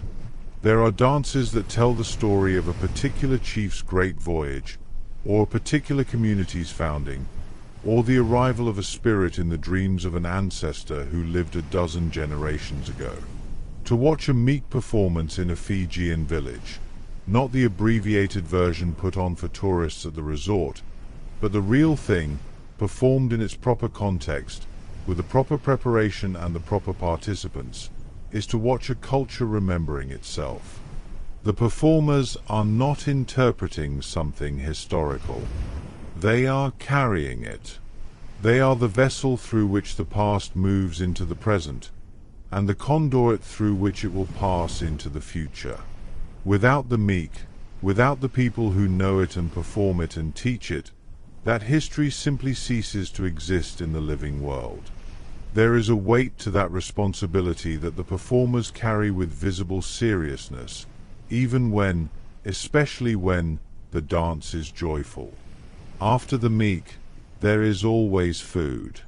The lavo is one of the great pleasures of Fijian life, an earth oven dug into the ground, in which stones are heated to an intense temperature by fire, and then food, wrapped in banana leaves, layered carefully into the pit, is placed on the stones, covered over with earth, and left to cook slowly in the retained heat for several hours. What emerges from the lavo is food transformed. The banana leaves impart their own faint green sweetness. The slow cooking breaks down the fibers of the root vegetables, cassava and taro, those staples of the Fijian diet, dense and starchy and sustaining, into something tender and faintly caramelized. The fish, wrapped and steamed in its own moisture, is flaky and delicate and carries the faint perfume of the leaves. The whole thing arrives not with a restaurant's precision but with a communal generosity, heaped on plates or woven baskets, shared around a group, eaten with hands, in the open air. The lavo is not just a cooking method. It is an occasion. Preparing it requires hours of collective effort. The digging, the fire building, the stone heating, the wrapping, the burying, the patient waiting. By the time the food arrives, the preparation itself has been a form of celebration. The eating is simply the final act of something that has been communal from the beginning. In the highlands of Viti Levu's interior, reached by a road that winds up through sugarcane fields and then into the cooler air of the hills, sits a village called Navala. And Navala is something extraordinary in the modern Pacific, a community of several hundred people living almost entirely in traditional Bure structures. Thatched roofs, woven walls, the high-pitched architecture that the rain runs off so efficiently. No concrete, no corrugated iron, no concessions to architectural modernity beyond what the community has decided it needs. The people of Navala have made a collective choice, not a romantic gesture, not a tourist strategy, but a genuine community decision, to maintain their traditional way of building and the way of life that goes with it. The village sits in a valley above the Ba River, the hills around it forested and green, the river visible below, the sound of it audible in the quiet of the afternoon. To visit Navala is to feel the past not as something dead and preserved, but as something living. The children running between the Bure, the women weaving on their verandas, the smoke from a cooking fire rising straight up in the still highland air. The chief receiving visitors in the proper way, the kava bowl prepared, the ceremony conducted with a naturalness that makes it clear this is not performance. It is simply how things are done here, how they have always been done, how, if the community has anything to say about it, they will continue to be done. And then there is rugby. If the lavo is the stomach of Fijian culture and the meek is its memory, rugby is perhaps its heartbeat. The sport arrived with the British colonial administration in the late 19th century and was adopted by Fijian men with an enthusiasm that quickly transcended mere recreation. Something in the game, the physicality, the team interdependence, the combination of individual brilliance and collective discipline, suited the Fijian temperament and physique so perfectly that it seemed, within a generation, less like an imported game and more like something the islands had been waiting for. Fiji's population of under 1 million people has produced rugby players of a quality and a frequency that makes larger, richer nations blink with disbelief. The particular genius of Fijian rugby is visible and unmistakable, an instinctive, improvisational quality, a willingness to attempt the unexpected, a kind of joyful athleticism that makes watching a Fijian team at its best feel less like watching a sport and more like watching a form of play so elevated it becomes something close to art. In the sevens format, the fast, seven-player version of the game, Fiji has been the dominant force in world rugby for decades. 3 Rugby World Cup Sevens titles. And then, at the 2016 Olympics in Rio de Janeiro, when Rugby Sevens returned to the Olympic program for the first time in 92 years, Fiji won the gold medal, defeating Great Britain in the final, in the country's first ever Olympic gold medal in any sport. The scenes in Fiji that night, and in the days that followed, have been described by those who were there as unlike anything they had experienced in a lifetime of following sport. Streets full of people. Churches opened for spontaneous services of thanksgiving. A small island nation of under 1 million souls, on the other side of the world from the stadium where their young men had just stood on the top step of the podium, celebrating with a completeness and a joy that had no performance in it whatsoever. Pure, uncontained, Fijian to its core, Beulah Vinaka, life and goodness. There it was, in its fullest possible expression. The village is very quiet now. The lovo has long since been eaten, the plates cleared away, the banana leaves folded and set aside. The meek is finished, the last stamped rhythm absorbed back into the earth. In the bureau, families are settling for the night, the woven mats cool against the skin, the sound of the river somewhere below, the highland air carrying just the faintest edge of coolness after the warmth of the day. Beulah. Someone said it to you today, on this island, and they meant it with their whole heart. Life. They wished you life. And it was the most natural thing in the world, as natural as breathing, as natural as the trade wind moving through the palm fronds, as natural as the reef breathing in the dark water offshore. Take that word with you into sleep tonight. Let it settle somewhere deep and quiet inside you. Beulah. Life. We are moving now toward the outer edges of these islands, toward the smaller, quieter places. The islands within the islands. The places where the reef meets the open sea and the world becomes very simple and very blue. The Mamanuca Islands are waiting. The Yasawa chain stretches north like a string of green beads dropped across the water. And on those outer islands, the pace of everything slows to something so gentle it is barely distinguishable from stillness. Rest now. Let the current carry you outward, softly, into the blue. The current is carrying you outward now, very gently, very slowly, away from the shore, away from the village fires and the sound of voices, out through the reef passage where the water deepens from turquoise to green to a blue so profound it has no name in ordinary language. The stars are extraordinary out here, further from any light, further from any human noise, and they are reflected in the water around you so completely that you cannot quite tell, in this soft darkness, where the ocean ends and the sky begins. You are floating between worlds. Let your body be completely still. Let your breathing be slow and deep and entirely effortless. There is no distance left to travel tonight. Only this, the open water, the stars, and ahead of you, rising slowly from the darkness, the outer islands of Fiji. They are waiting quietly, the way islands always wait. Patient, self-contained, complete. The first ones you reach are small.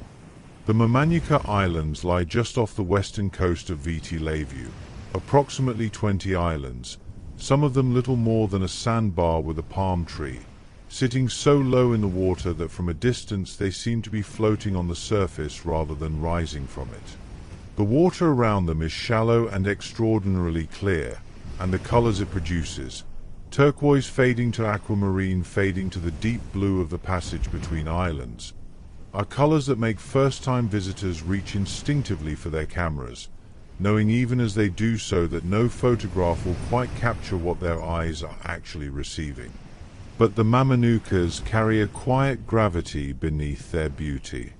Many of these low-lying islands sit barely above sea level. Some, in recent decades, have begun to lose ground, literally. The rising ocean, driven by the warming of the planet, has been quietly claiming the edges of these islands.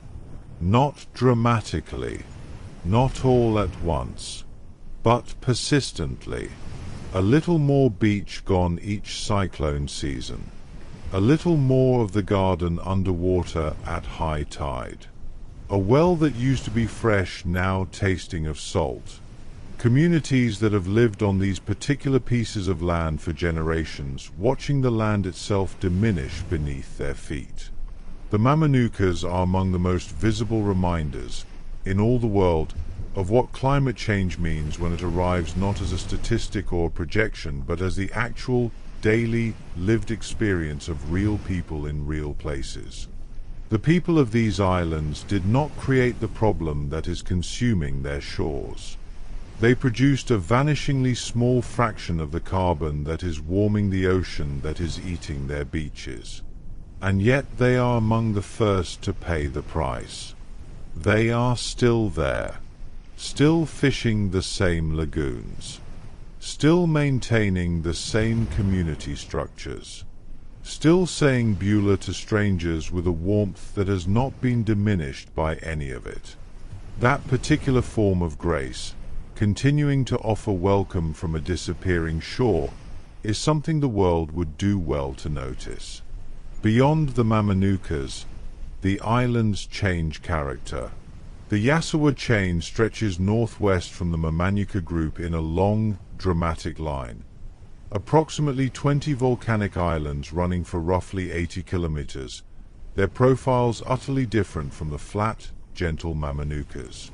These are steep islands, rugged islands, islands where the volcanic rock drops almost vertically into the water, where the cliffs are dark and ancient and the vegetation clings to them with a tenacity that speaks of long adaptation to difficult conditions. And around the base of those cliffs, where the rock meets the sea, the water is a color that stops rational thought. It is the blue of the Yasawas that people remember. Not just blue, not the blue of postcards or the blue of ordinary tropical water, but a blue that seems to generate its own light. A luminous, almost electric blue-green that shifts and deepens and brightens as the light changes through the day, and that at midday, in the shallow lagoons, becomes so vivid it seems almost artificial, as though someone has colored it. The specific conditions that produce this color are white sand on the seafloor, reflecting light upward, shallow water, thin enough for that reflected light to reach the surface, and the particular angle and intensity of Pacific sunlight. Together, they create an optical phenomenon that has no real parallel anywhere on Earth, or has it in very few places, and none quite like this. The world came to know this color through film. The famous Blue Lagoon, made twice, in 1949 and again in 1980, was filmed in the Yasawas, near an island called Nanuya Layview. The filmmakers came because they needed a place of impossible beauty for their story, and found, in that particular lagoon on that particular island, exactly what they were looking for. The world watched and wanted to know where it was, and Fiji's outer islands began their slow emergence into the global imagination. Far to the east, further than most visitors ever go, further than the regular ferry routes reach, lies the most remote part of the Fijian archipelago, the Lau Group. Approximately 100 islands, scattered across the Eastern Ocean, most of them tiny, many of them uninhabited. The Lao group sits closer to Tonga than to Suva, and that geographical fact is reflected in everything about the place. The culture of Lao is not straightforwardly Fijian. It has been shaped over many centuries of contact and intermarriage and trade by the Tongan influence that has always flowed in from the east. The people of Lao look slightly different from Western Fijians. Their traditions differ in subtle ways. Their connection to Tonga is not historical abstraction. It is living family, living memory. The Lao group is the crossroads of two great Pacific cultures, and the people who live there carry both inheritances with a pride that makes no apology for its complexity. They are Fijian, and they are something else as well, something that the Lao Islands made, over centuries, out of the meeting of East and West across that blue expanse of water. To reach the Lao group requires commitment, a long ferry journey, or a small charter flight, or the kind of sailing voyage that the Lapita people would have recognized.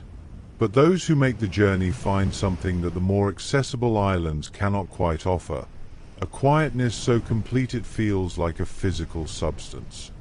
The absence of tourist infrastructure, the presence, undiluted, of a way of life that the modern world has not yet substantially reached. Back to the north and west, between the two great islands of Viti Levu and Vanua Levu, lies a smaller island that carries one of the most extraordinary concentrations of natural beauty in all of Fiji. Taveuni, the Garden Island. The name is earned. Taveuni receives so much rainfall, caught by its central ridge from the moisture-laden trade winds, that its interior is among the most lushly vegetated places in the Pacific. Waterfalls everywhere, rivers running clear and fast through forests so dense and so green that the light filtering down through the canopy takes on a quality that is almost liquid. Bird species found nowhere else. Plant communities of extraordinary complexity, and one flower found nowhere else on Earth. The Tajamorsha grows only in one place in the world, around the crater lake of Lake Tajamorsha, high on the ridgeline of Taveuni, at an altitude where the clouds hang low and the air is cool and the lake lies still and dark in its ancient volcanic bowl. The flower itself is a cascade of red and white, clusters of small blooms falling in delicate arching sprays, red petals cupped around a white interior, impossibly delicate for a flower that grows in such dramatic, cloud-wrapped circumstances. There is a Fijian legend attached to the Tajamorsha, as there should be, for a flower this beautiful. It tells of a young girl who climbed the mountain fleeing from her parents and became caught in the vines near the crater lake, and whose tears, falling into the lake, became the flowers. It is the kind of story that a people tell about something they recognize as precious and fragile and irreplaceable, something that needs a story around it to hold it safe. The Tajamorsha is Fiji's national flower, and it grows in exactly one place, under exactly one set of conditions, on exactly one island. A reminder that beauty, at its most extraordinary, is always also specific, always also fragile. In the narrow strait of water between Taveuni and the southern coast of Vanua Levu, something waits beneath the surface that has made experienced divers, people who have dived the Great Barrier Reef and the Red Sea and the Coral Triangle, stop and simply run out of words. It is called the Rainbow Reef. And within the Rainbow Reef, there is one particular section that carries its own name, because it deserves one. The Great White Wall. It is a near vertical face of reef that drops from a shallow ledge into the deep blue of the Somosomo Strait. A wall of living coral that plunges downward for 60, 70, 80 meters before the light fails and the details disappear into darkness. And on this wall, in the particular conditions of current and depth and nutrient richness that this strait provides, soft white coral grows in such density and such profusion that the entire wall appears to be covered in snow. Not in the metaphorical way. In the way that makes you float in front of it and genuinely struggle to process what your eyes are telling you. A vertical snowfall, frozen in place, dropping into the abyss. Divers drift down the wall slowly, exhaling bubbles that rise in silver spirals toward the distant surface, and the white coral passes on either side like a dream of winter in the middle of a warm Pacific Ocean. Occasional fish, antheas in their thousands, clouds of them, orange and pink, drift through the white like sparks carried by a slow wind. There are places on this earth whose beauty exists at a scale that the human mind cannot fully accommodate. Places that are simply larger than our capacity to comprehend them. The Great White Wall is one of those places. You experience it, and you carry something of it away with you, but the fullness of it remains in the water. It stays where it belongs. Far to the north of the main archipelago, 650 kilometers away, more distant than a different country, a small island sits alone in the ocean. Rotuma. Administratively, Rotuma is part of Fiji, but culturally and linguistically, and in its own fierce sense of itself, Rotuma is something separate. Its people are Polynesian in heritage and tradition, more closely related to the cultures of Tuvalu and Samoa than to the Melanesian Fijians of the main islands. They speak their own language, Rotuman, which belongs to an entirely separate language family from Itaukei Fijian.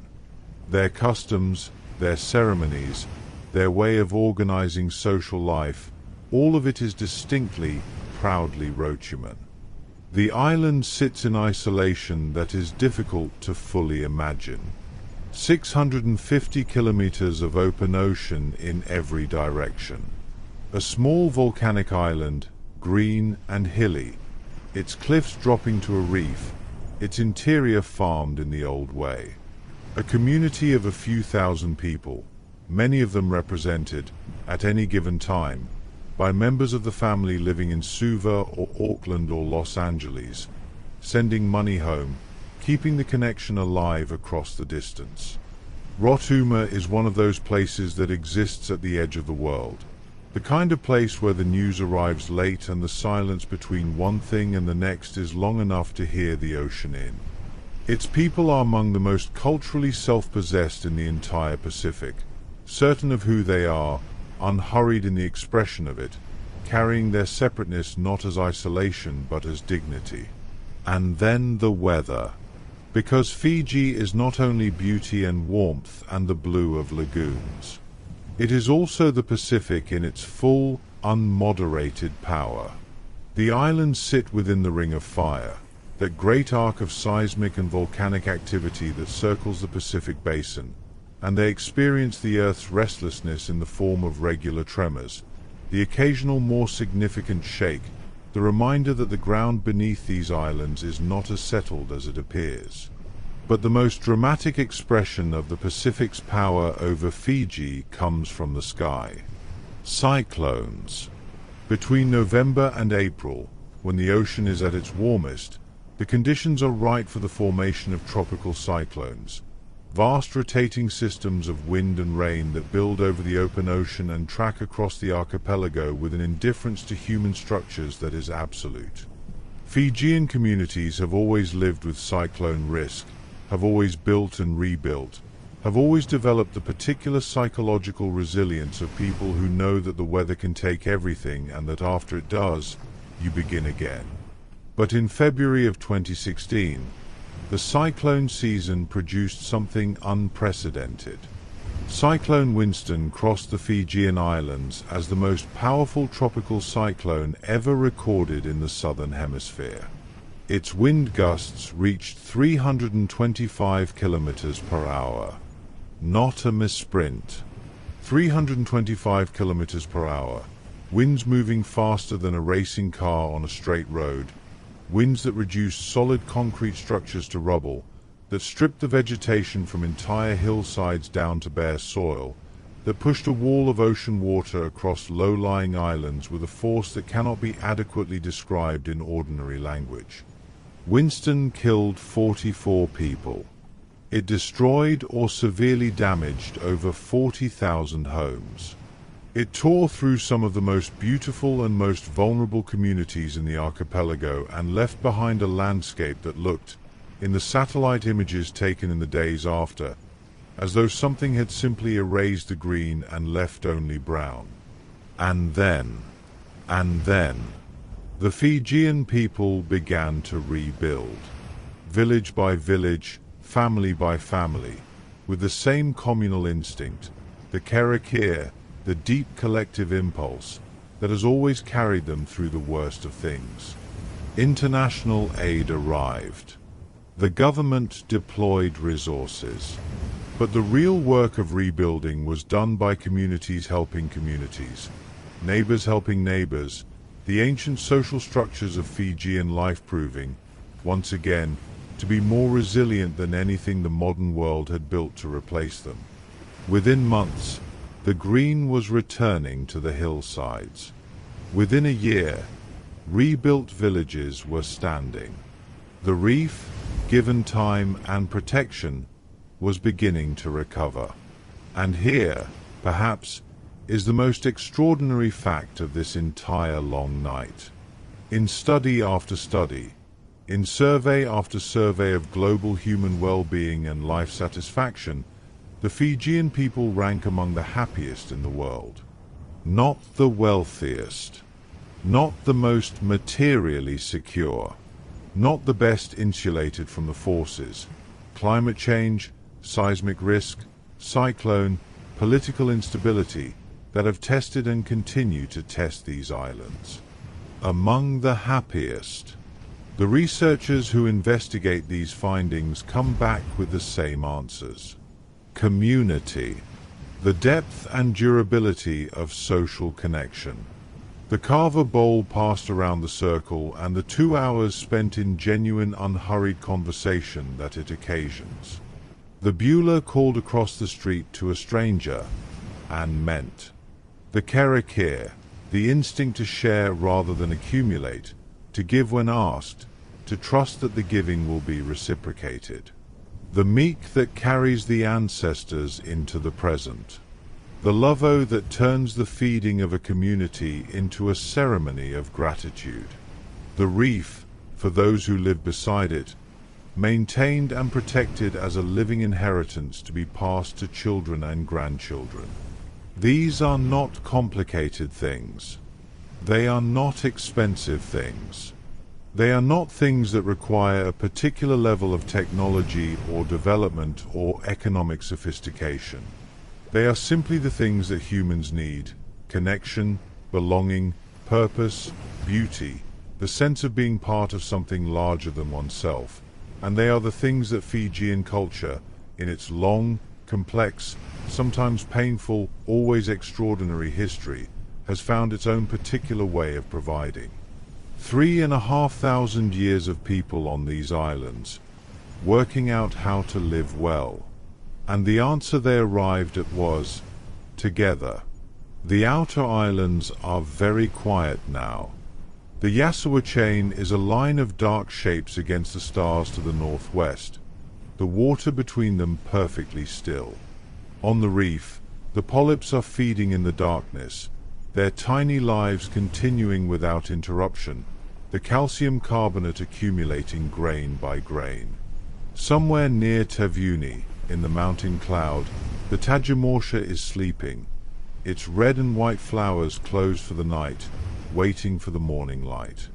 In the Lau group, on an island whose name only its own people know well, a fire is burning on the beach. Someone is awake.